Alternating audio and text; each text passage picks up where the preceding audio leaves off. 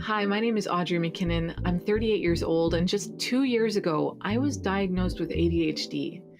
It's a diagnosis I suspected since high school, almost as long as I wondered if I might be autistic too. But I'm not the typical stereotype of either, and just like many other girls, I was easy to miss. I almost failed art in grade 3 because of a crumpled up assignment I tried to take home and finish, then didn't, but I was easy to miss. I barely finished high school with 1% in English and 49% in math just weeks before the final credits were due, but I was easy to miss. I changed jobs, careers, and apartments as if change was water and crisis was air, but I was easy to miss.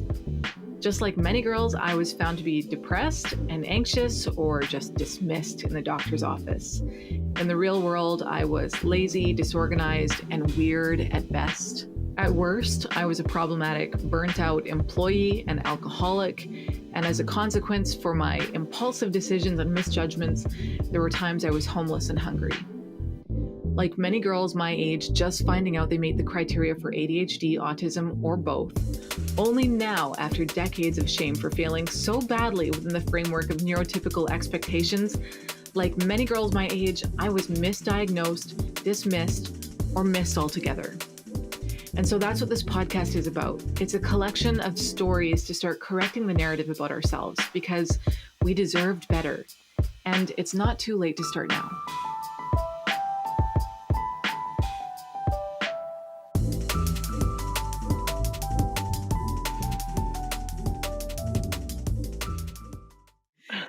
All right, well, let's jump in.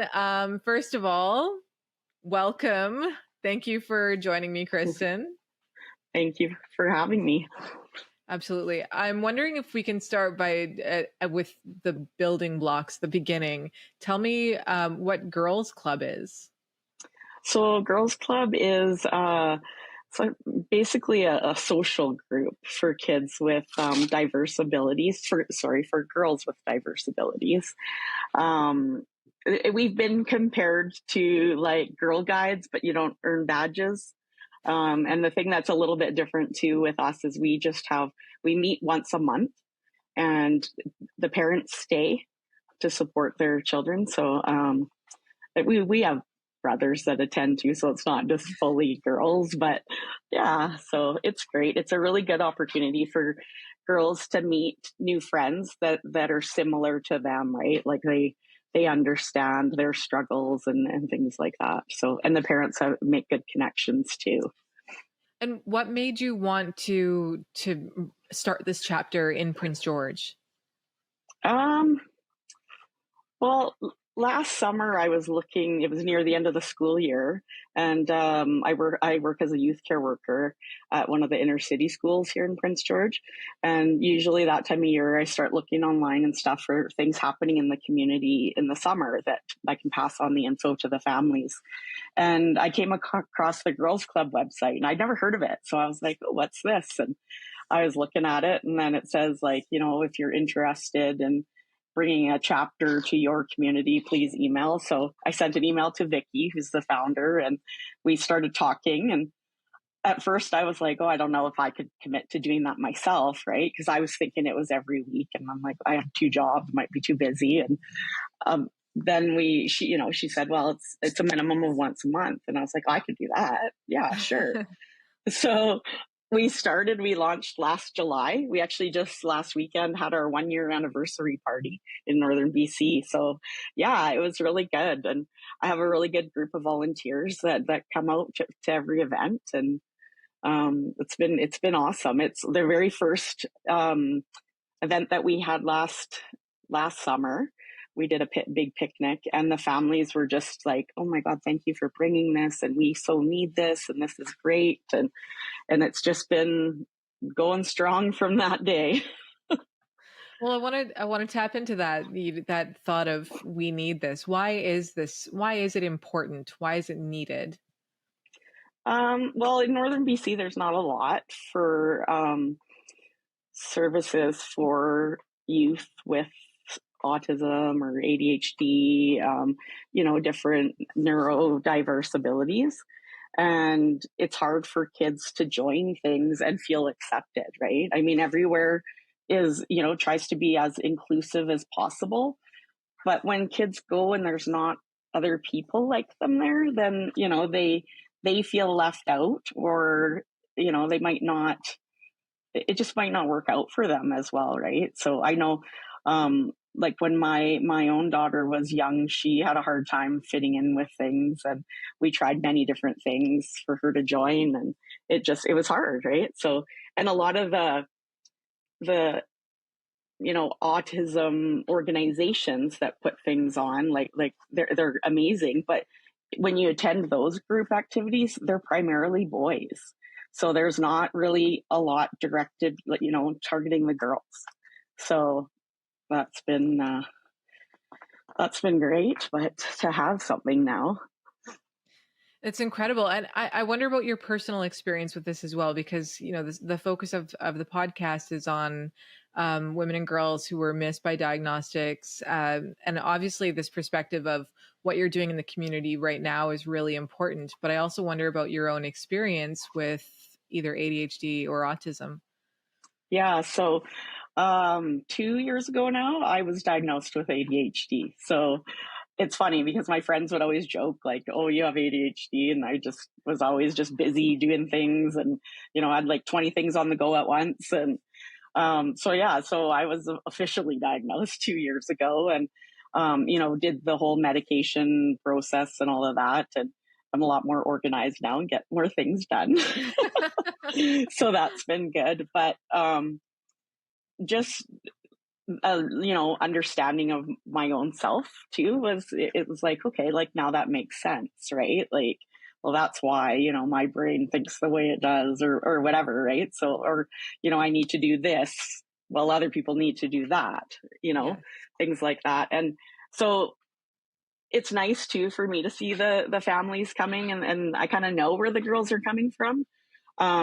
We don't require a diagnosis. We actually don't even ask if they have one or what it is. If families choose to share that with us, that's up to them. But and some of them have, and we do have quite a few girls that are in the process of being diagnosed or on very long wait lists to be diagnosed. Right. Yeah. And is that why you made that decision of saying, we don't need, I mean, I think there are other reasons as well, but why you said you don't have to have a diagnosis. We don't need to see that in order to say you can come be part of this group. Yeah, so that actually came from Vicky, who is the founder, and she started. It's a provincial organization, so there's chapters, all over the province. So that was one of the things, though, that I really liked about Girls Club, was that you don't have to like, okay, here's my diagnostic report for this kid to join, right? Like, you don't have to share that, you don't have to provide that. Because there are some organizations, in order to join these, in different programs, you do have to have a diagnosis. So it does kind of leave kids that don't, or, are waiting. It kind of leaves them in limbo, right? There isn't really anything for them. So yeah, this has been great. And like I said, we've had a really good response from Northern BC, and we're actually in the process of, in September, we're starting our own Girl Guide unit because they want really? more. Yeah. So I have committed to weekly now because They got you somehow, hey? yeah. So, and I'm just like, okay, yeah, let's do this. And I'm actually really excited for it. I finished all the Girl Guide leader training last month, and yeah, so we're going to have an adapted Girl Guide unit. So, and it's going to be all ages. Yeah. So, Okay. and parents will stay, like, if necessary, to support their girl. And yeah, I'm excited. What will that look So, like exactly? What could somebody expect who so might be interested in it? yeah, so there's like, it goes from Sparks, who are the youngest, all the way up to Rangers, who'd be the oldest. And I'm expecting, like, so we're starting our unit at 15, like we're capping it at 15. And just based on what I've seen, like people that have commented, and, it was actually a parent that came to me and said, like, hey, what do you think of this? And of course, so I'm like, now I'm on like a fixated on this, right? So I'm like, yes, let's do it. And this is how we can do it. And so it'll have, I'm expecting more so the sparks to guides, like kind of on the younger end, but there will be, I'm hoping there'll be some of the older ones too. And the way that we'll do it is, like if we're working on a badge about like money sense or something like that, well, each group or whatever, whether you be sparks, embers, guides, whatever, will be working on the same badge, but at that level. Right. So, and in saying that, some of our older girls will need to work at a younger level, and that's okay. So we can provide the activities based for the younger girls, but they would still earn, like if they're, one of the teens, they would still earn the same badge as their peers. So That's just incredible. adapting to where they are at and meeting them where they're at and still having them be a part of this stuff. So I've heard like so many stories where the girls have been asked not to come back to different activities and groups. Yeah. Yeah. What, by who? By the leaders or, whoever's running the program. And with, like there's kids that have been kicked out of after school programs and daycares and things like that, just because they're not equipped to handle the needs of their, of their challenges. So that's heartbreaking. So then those girls aren't making the friends in those out of school activities and things like that. So, which is another reason why I love Girls Club and really wanted it to be in Prince George. So in the north. What does a typical event with Girls Club look like? How is it more inclusive than what you might see, that an event that maybe is still inclusive, but maybe not quite in the way that Girls Club is? So, well, for one, the parents stay. So they're right there with their daughters. Some of them don't need as much, adult support as others. And so they're very much a part of the activity as well. So like when we go swimming, we have gone swimming a few times. That's one of our favorite activities that the girls like to do. And I'll book one of the private rooms because I know that like they're going to need breaks, right? They're going to need breaks. They're going to need snacks. So I bring snacks. Often like I'll bring like coloring or something too that we can do like at the table, because sometimes they just need like a change of activity, right? Or, just to change for a minute and then they want to go back and enjoy the swimming. So things like that. Also, we went, we did a tour in, I want to say it was June or July. And we went to check out the UNBC Active Minds program. Mm-hmm. And it was great. It was amazing. They did hands-on science activities and different things like that. But we didn't have as long of a tour as normally like a school group would. So they had planned for 2 experiments. Well, we only did 1, and that was okay. Like that was fine. And no one was upset about it. And that's what our girls could handle. So that's what we did.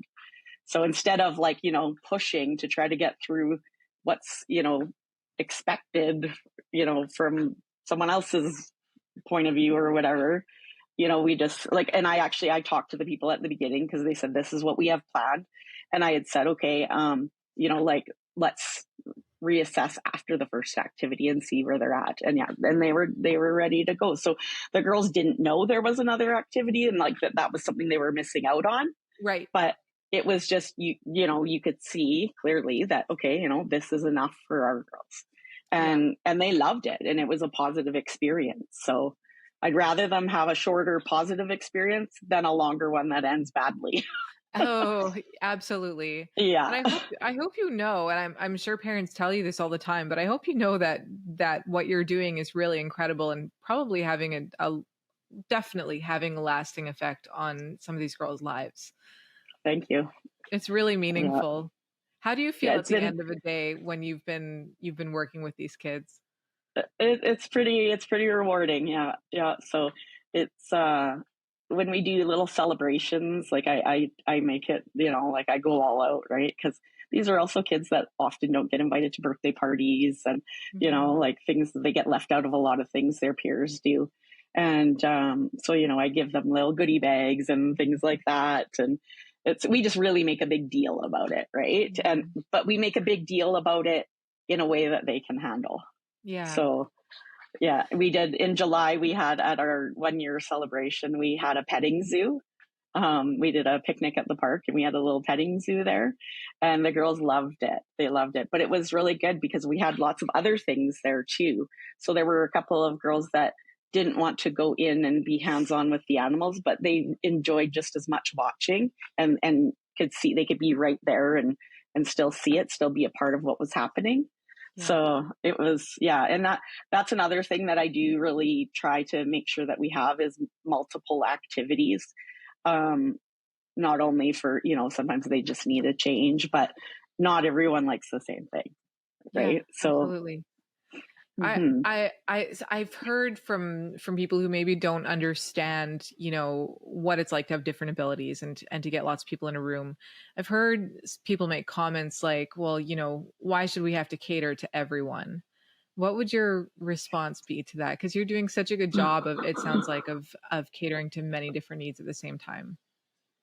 Yeah, I mean, I've heard similar things, right? So, Yeah. I have 3 children, and 2 of them have, their own little challenges, and it's tough. Like I know what it's like to see that, to be the parent of that child that is getting left out, Mhm. and it's like, well, if only they could have just maybe given 5 extra minutes, or then all of the children could have experienced it. Whereas, like my kid's the one leaving with a meltdown because they couldn't wait that 5 minutes, right? So sometimes it's just a very small thing. And we actually had the other thing that I really like about Girls Club too is that the families are all very understanding because they're all in very similar situations. So we had one little girl that was quite upset because face painting was a big thing at our last activity. Yeah. And one of my best friends, she's one of our regular volunteers, and she's an amazing face painter. And so she did quite detailed, like really cool face painting. So there was a lineup, there was a wait. Like we actually ended up taking numbers and having the kids go play, right? Instead of just standing there, which is another way that we just adapted to go with the flow on Yeah. what's happening. But one little one, like waiting is hard. Waiting is hard for everybody sometimes. And, she was quite upset that, she's number 6 and she's like, and they were on like number 2 at the time. Right. So, um, it was nice to see other family, like other parents and stuff, go over and support that mom. And, I went over too and tried to engage the little girl in something else. And it's just, everyone's so understanding. It's not like, there's this kid having a meltdown and everybody's staring at you and like so embarrassed. Like I remember like that being that mom in the store and my kid is freaking out and just like having to like, pick them up, leave. Okay. Like leave a full shopping cart because this isn't going to work today. And as a parent, you just like, you feel so embarrassed and so judged. Yeah. And it's not like when we're at Girls Club, it's not like that, right? Like we're trying to help all of them, and we want the girls to be there and enjoying it, and what we have to change on the go or whatever to make that happen, then that's what we do. It sounds utopian. I really love it. I do. It's been awesome. I wonder also, because you work in the school district as well. Yes. So I wonder what your perspective is, especially from the perspective or the experience you're getting through Girls Club, and as a parent and as somebody who's neurodivergent yourself. Yeah. How do you think that the school district is doing in terms of being inclusive or the school system in general, I should say, not just the school district, because I think that there's broad strokes across kind of the Canadian school system or the BC school system. I mean, that's a big question, right? Like, I think that I think they're doing the best that they can with the resources they have, right? And I mean, as you know, not everybody understands kids with challenges, right? And we can't just assume, oh well, you work in education, so you should know how to handle this. And not everyone does, right? So, and that's okay. Like nobody, the teachers don't have to be the experts in autism or in ADHD or whatever the need is there, right? But be open about reaching out and asking for support, right? Because we do have a lot of resources where, people can come in and make suggestions or support or do things a little bit differently. And it could be that aha moment for that teacher where they're like, oh, okay, like all I have to do is this in my classroom, and that works for that student. Right. Like I'm actually very lucky that the school that I work at, we have a really, really strong group of teachers that understand those diverse needs. And so at my school, you'll walk into a classroom and there will be, 18 kids in the class and 15 different plans going on. Wow. And that's okay. And you would never know it walking in, right? Because it just all runs smoothly. But, like it's up to the adults to be, just, oh, if you change this a little bit, this works for that child, instead of coming and saying like, no, this child needs to change, right? Like, yes, like they say, if they can't learn the way we teach, then we need to change the way that we're teaching. So, yeah, but yeah, no, one of the things that's difficult too is, I mean, as you know, with ADHD and autism, there's a lot of kind of crossover there too, yeah, in the needs. And unfortunately, the way that the school system is, and this isn't anything on like school district 57 or whatever, it's like a provincially, right, is for ADHD, there really isn't any kind of, like, you don't get a designation for having ADHD, but sometimes you need more, adaption or more, support than a child with autism, but they get,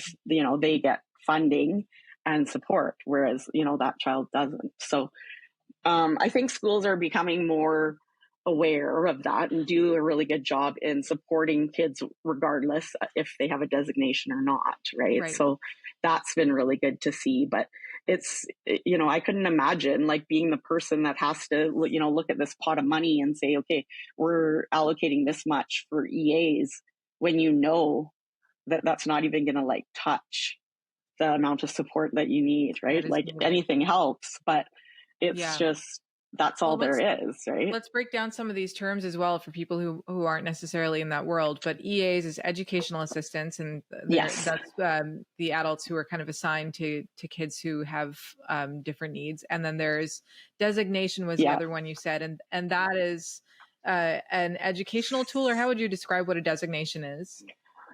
So a designation basically is like but there's different letters. It goes from like A to E or F, or I don't know what it is, right? But like, for example, a child with autism is a category G, right? Okay. So all that does, I know it's weird, right? So it's just like whoever, I don't know how they came up with it, but so when you work in the school system, that if you see a child with a G designation, that child has a diagnosis of autism, that they've been diagnosed, right? So another thing too is that we have a lot of kids that are not diagnosed, but present the exact same way and need the exact same support, but they don't get an IEP. They don't qualify for extra support, extra EA time.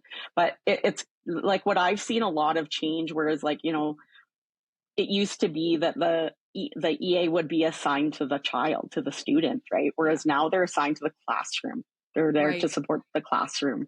And, whether that be 5 kids that need support. And, it's most schools, like, they're pretty good about doing that. So works better that way. And like I said, I think that are like the adults that are in charge of making those decisions have a really good understanding on that, and that there are many students that do need the support. So yeah. When you think about your your childhood as an undiagnosed girl, I wonder about your own experiences in the school system, if it was a kind place to you or not. Well, I did okay in elementary school. Okay. I kind of stayed under the radar, and I was very shy. I didn't really have friends though, and there was a group of kids that lived in my neighborhood, and like I grew up, like I lived right across the street from the school, right? So like I could see when kids were playing on the playground and all of that, and it was, I remember one time I was invited to hang out with these kids, and I was quite excited. I was probably in like maybe like grade 5 or 6. And so we're hanging out there or whatever. And one of the girls had an accident like the previous week on a dirt bike, because we lived right next to like a big gravel pit area, and kids dirt biked in there all the time. And, right, I didn't really think anything of it. And so we were talking about that, and I mentioned something about racing, because she was racing another kid, right? Well, apparently that wasn't told to the adult, and like the parents were there, but not like they weren't part of our conversation. So she got in trouble. I didn't know that I was supposed to not say anything, right? It's kind of like those unwritten rules, right? Those hidden rules that we try to teach kids. And but yeah, that was like, I think it was just an honest mistake, right? Because I had no idea. And then they told me that I couldn't hang out with them anymore. So yeah, so I was like, okay. But yeah, so that was, things like that. When I got to high school, grade 8, same thing. I did kind of okay, but then grade 9, like I really wanted to fit in. And I don't know, like it came out in behavior, right? So which like we see all the time. Like more kind of like class clown kind of thing, but like not acceptable. Like I was always kicked out of class or sent home or suspended or whatever, right? And I would just laugh because people would laugh, right? Like and you know what? Like at the time I thought they were laughing with me. Well, they're probably laughing at me. Oh. Right? So, but yeah.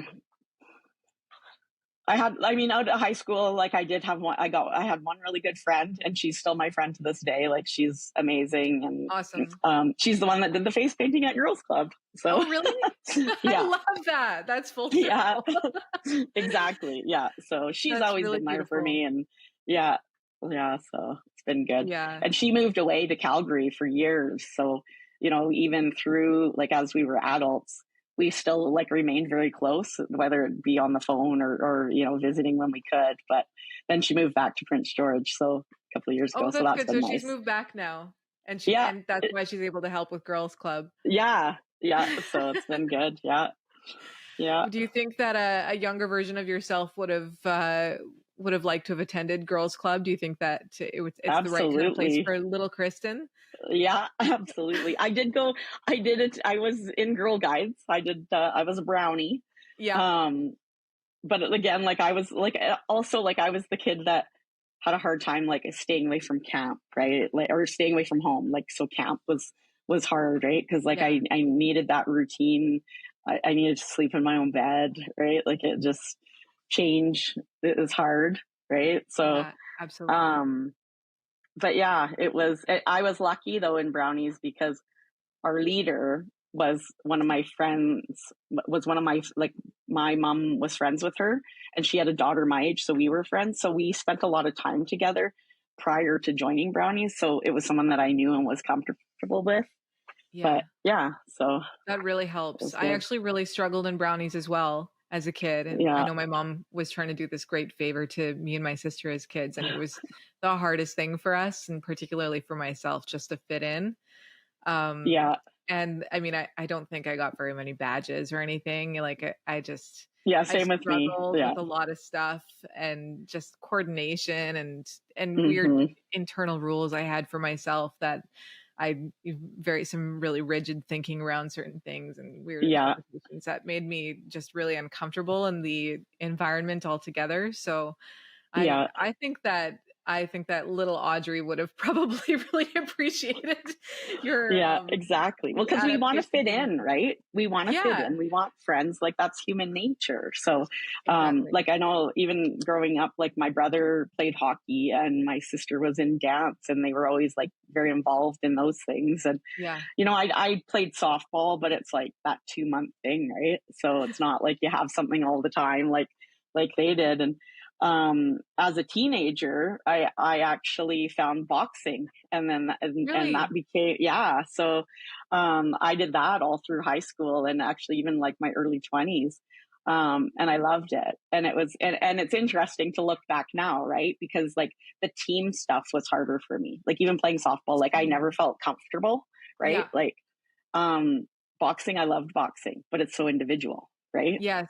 It was So, piano for me. I was obsessed with piano, and oh and yeah, my yeah, piano was my best friend. Like, yeah, very lonely, but I did not mind if I had, I would just sit for hours and hours. And again, it was an exactly. individual thing, so I didn't have to Yeah, worry about the nuances of fitting in and that's right. trying to Yeah, decode what people were expecting from me in all those social situations. exactly. Yeah. Well, even like at the boxing club, right? Like I was the only girl. So I was surrounded by, these guys, and I always found it easier to get along with boys than Yeah. girls, right? Because then, especially high school, it's like all the girl drama and the mean girls and all of Oh that, right? no. And it's like, Yeah. when I was hanging out with my guy friends, I didn't have to worry about that, right? So it was, yeah, it was great. So, and I had a female coach though, and she was Yeah. amazing and quite well respected in our community. She passed away a couple of years ago, but like we stayed in touch right till she passed, right? So it was, Amazing.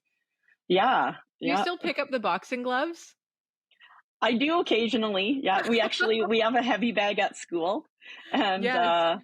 I didn't last year. I don't think I did it last year, but the year before when we first got the bag, I brought my gloves in, and the PE teacher kind of had me like demonstrate a little bit about like how it is a sport. It's not just you're just trying to like go Yeah. punch people and hurt people, but because we do use it as a tool for release for kids that they need, Yeah. right? So, Uh-huh. and I had one little guy actually that loved it, and he would do like the punch mitts at home with his dad. And I brought mine. And so like we would have time during the day set aside where he'd put on his gloves and I'd hold the punch mitts and he'd, hit the mitts and we'd Oh go my do some gosh. work on the bag. And yeah, Sounds like so, lots of fun. Did you ever get punched in the face, or like did oh you yeah, spar yeah, and stuff? yeah, oh Oh yeah, my yeah. gosh. So yeah, the very first year that boxing was allowed in the Winter Games, the BC Winter Games, I was Yeah. in it. Yeah, What? so I went to that. Yeah, and then I also we did a match up in Kamloops. We took the train, which was really cool. To or no, sorry, not Kamloops, Kitimat. Yeah. And yeah, so I had a match there Oh with my gosh. yeah. It was funny though because like with boxing, it goes by your weight class, right? So when we were in Kitimat, there wasn't anybody in my weight class. So they're like, okay, well, we'll do an exhibition match. And it was with this lady. She was like it was like a full adult and she was Yeah. quite a bit bigger than me. Oh my And it's gosh. funny because I learned what seeing stars is all about. Like on the cartoons, when you see the stars, Yeah. it's like, oh, I saw the stars. Yeah, Oh it my was gosh. great though. I have great memories from boxing. It was good, and That's it takes a lot, incredible. right? Like to get in to be able to do it. I Oh could never do it now. It's so incredible. We're way off topic, but I mean, you put Yeah, two ADHD people in the same room, and it's hard not to just jump on whatever shiny thing exactly. is coming up. So, Yeah, off oh, topic, but not right because like finding those activities absolutely. that work, and was an individual activity, but so I Oh, had my daughter in judo for a while, but yeah. and dance and things like she tried different things and she just wasn't really into that kind of stuff. Right. But now she works in construction. So kind of Oh, like really? my same experience where like she's the only girl and doesn't have to deal with the girl drama around her because she had a hard time with, kids are mean. Kids Girls are are mean. mean. Yeah. Yeah. I didn't really have my best friend was a boy too. I don't know if I never really thought about whether it was to do with girl drama or not, but Yeah. yeah, I never had like a big uh group of friends in high school or anything like that because yeah, Yeah. I did notice they would get mean and had a lot of kind of like stuff behind the scenes that I was like, I don't Yeah, really exactly. I know. And then it's like you're at these gatherings or whatever and trying to figure out what you're supposed to do and how you're supposed to act and Yeah. I was always like, okay, like am I going to be invited back next time, right? So I still and then ask and then myself like the that. other thing too that I did in high school and like just I feel so bad for my parents. Like I was a bad kid, right? But whenever they went out of town, I had parties. because Yeah. I wanted to make friends, right? I wanted to be cool. And Yeah. it was, yeah, like I was horrible. Like I would, like I feel so bad Oh, now, but it was like, I just wanted, I didn't get invited to parties. So here, fine, I'll have them. yeah. Right. So, um, but yeah, Sorry, mom not, and dad. yeah, Yeah. exactly. Sorry, mom and I had dad. it. I was hard on my parents as a teenager as well. And I think there was a lot of the same kind of thing going on that I did have a very lonely childhood, and then like early Yeah. teens, still very lonely. And then at some point kind of started looking at how people were, I don't know, getting that kind of social feedback that I was craving Yeah. so much. And Yeah. yeah, I found ways to get it. Exactly, right? Yeah. And that's the thing, and you do, and it's, and which is another thing too with Girls Club. It's like we can provide these opportunities so they won't Yeah. have to do that kind of stuff, Healthy right? outlet, right? Because I think Exactly. about the risks that I took during that period of Oh, time I too, and I know. wouldn't wish that on anyone. No, It's I don't know how I'm here today, I honestly. know, right? It's just, yeah, like the things that you do just to try to make a friend. So Yeah, if and we that's can it. I think provide opportunities and things to yeah, support these kids, like you said, in a healthy way, yes. then let's do it, right? It is so So much about wanting to connect with somebody and this is me speaking from personal experience, and I'm assuming it's universal to some extent, but just wanting to connect with people on the same level as you. And it's exactly. hard when a lot of people, I think, like especially little girls are out there masking all the time. They're kind of hiding Hmm. who they Yeah. are. Kind of And like I that's was, I'm holding exhausting, everything right? back because I learned when I was like fully out there in myself that people would kind of like laugh and, Hmm. poke fun or whatever, reject me. So I like Yeah. held it all in. So you don't, it's hard to even discover other people who are like yourself because everybody Hmm. who's a little bit unique doesn't feel fully free to be themselves. So when That's you right. do the opposite and you create this environment where that can happen, and you say everybody here has different needs and different ways of thinking, and we Yeah. accept that and we accommodate it and we make room for it. I think that it allows people to come out of their shells and to see other Yes. people who are coming out of their shells too, and that's where that connection can come from, right? Exactly. Yeah. No, and it's great to see. We have, some of the girls that have met at Girls Club, they get together outside of our activities and do I love stuff, that. and which is, I know, and it's like really like that's the main goal, like make a friend to take away with you, right? So it's, yeah, it's been really good, and That's beautiful. it's, I love that thought. yeah, Well, let's and like you said with the masking, like it's exhausting, right? And like that's why, absolutely. like, in elementary school, like I said, like I came across as shy because like I didn't, because you don't know what to do, right? Yeah. So, but when you see the girls at Girls Club and they're just all out there being their own self, and it's awesome. I love it. Like it's Oh, just great to see, and it, like I said, we provide the space for them to be themselves. So like we have this, we had a whole field last weekend, and just wow. a few activities out there, and they did what they needed to do, and I had like a couple tents set up too, like just little small tents, but so if they needed a minute to go just have some time by themselves, they could have that. And I try to just think of all the what could happen and like what could they need, and then have it there, right? You're an So angel. thanks. You're doing really important work and it can't be understated. It's yeah, I can see what a difference you're making through the how conscious you are of other people's needs and everything. And I think a lot of people, either don't have maybe they just don't have the energy to do it, and that's valid too sometimes. But I think that, well, we could all learn something from you about how to be Thanks. accepting and look for other people's needs and think about how we can accommodate them. It's really heartwarming. Yeah, thank you. Before I let you go, how can somebody who is watching or listening get in touch with you or become part of, whether it's as a volunteer, maybe they want to help out, or if they have a daughter who wants to join? Yeah, we're always looking for volunteers. So we have a website. It's just called ingirlsclub.com. So like in is for inclusive.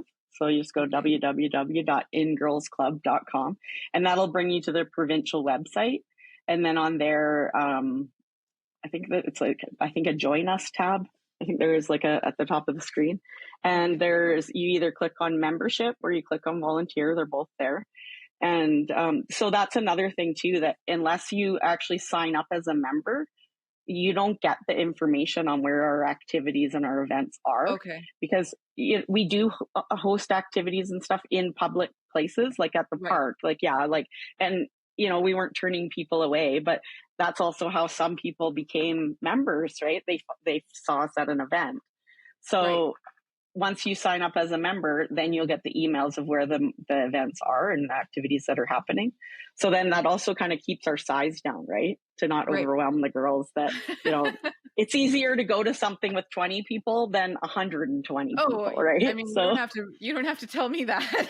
Yeah, exactly. So, and I mean, our membership is over 100. It grew to over 100 in a year. So it's like I said, it's been so well received, and we are nonprofit. We are a registered charity. So if people, want to donate, there's all that information on there as well. Awesome. And like I said, we always need volunteers. We always welcome new members. Well, congratulations on a year of just, deciding you were going to do something and then doing it and delivering on that for a year. And it looks like you're growing things even more from there. So big congratulations on that. And thank you as well. Thank you.